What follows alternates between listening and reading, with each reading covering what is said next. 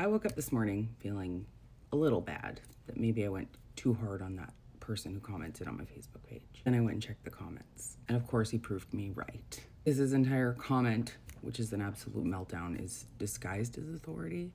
He claims that I accused him of misogyny, which I did, but in the grander scheme of things, I was just calling out a pattern that I've seen specifically with him, which he acknowledges in the comment. He says I failed to mention the many times he's agreed with me, but that is in combination with the many times he has tried to discredit me. You walk by and flick me in the nose 20 times. Do I ignore that because you've patted me on the back 15? Also claims I have an ego, which absolutely I have an ego. We all have an ego. The ego is our identity. The ego is what sets the boundary that I've set many times on my pages. So it shouldn't come as a surprise to him that I reacted to him the way that I did. It genuinely doesn't have to do so much with him being a man, because I, again, have learned a ton from men and appreciate the way conversations evolve and include mutual respect. He commented on a post that I had made to highlight the voices of women in witchcraft. So I don't think that was the time for your little Doreen Valiente didn't write it.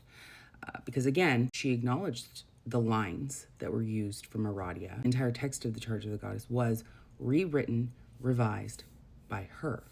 And for example, the very minute lines in the whole scheme of the text were so minute that if I wrote a story and began it with "once upon a time," does that mean I did not write it? Because again, Aradia is folklore. We reference and quote and revise folklore all the time. Very specifically, I was reading from the book, The Charge of the Goddess, and I read a poem that was 100% written by Doreen Valiente. So again, the comment was completely unnecessary and just a flex. He tries to position himself as a gatekeeper. Oh, I've been initiated into 40 years. Sir, longevity does not equal credibility. You might as well be standing in a parking lot practicing karate with your white belt for 40 years. Anyone can sit around for 40 years and learn absolutely nothing. And he tries to diminish me even more by saying best of luck with your Wii videos and claims that I have an anti-male agenda. That's the thing, I didn't attack men, I didn't shame men, didn't even generalize, just exposed a pattern, specifically his pattern. In the end, he did exactly what men do, especially in occult spaces when women challenge them. Belittled me, he exaggerated his knowledge and importance, incredibly patronizing, and he claimed some esoteric authority. He ended it with a sexist jab.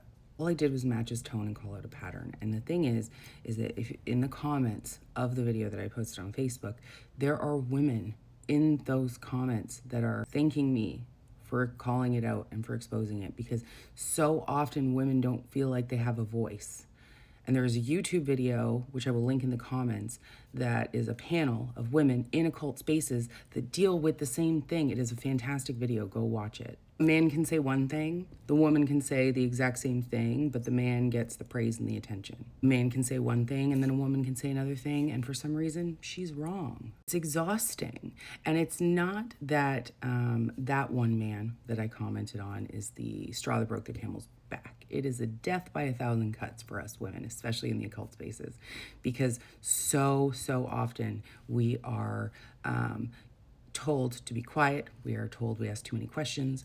We are told we are wrong just a little bit on this whole thing we've said. We're told that it's not this way, it's that way. And it's very often by men or the spirit of patriarchy and misogyny that has woven itself into everything. I can tell you that I speak up not because I'm like on a mission. I mean, sometimes, but not really. What my purpose is that I want to show other women and witches that it is okay to speak and you don't have to take that shit. Because what happens when women speak up for themselves and tell the truth, other women come out of the shadows. Trying to give women inspiration or permission to be hostile to men. Trying to give them permission and inspiration to trust their own intuition and to trust their perception of things. Did he really say that to me? Was the tone off?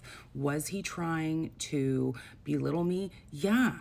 You're not imagining it. You're not too sensitive and you're not overreacting. The thing is even when it happens, when they don't mean it, it still matters. Maybe if some women can learn to speak up and feel confident in their own voice, and maybe some men might think, you know, I could probably approach things differently. We do it all the time, people.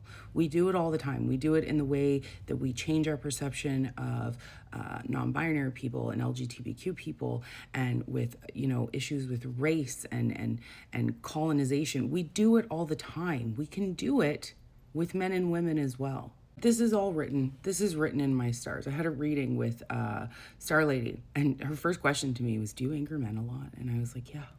And she was like, well, you have a ton of masculine energy in your chart. And I was like, no shit. So I'm just literally doing what I was put here to do. And it's not a disrespect thing. It's not a disrespect thing at all. It's a fucking balance. I'm just trying to balance the playing field, because I am tired of being told that I ask too many questions or that I talk too much, because I'm telling you, all my years through school, okay, it was the male teachers who did that. Mr. Richardson in high school, oh, I remember him so well. He told me I was asking too many questions. He wouldn't even answer me when my hand went up anymore.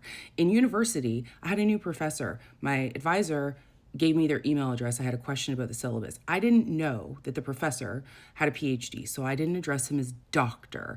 Instead of answering my question, okay, in the email, he wrote me a 3-paragraph email about the fact that I didn't call him doctor.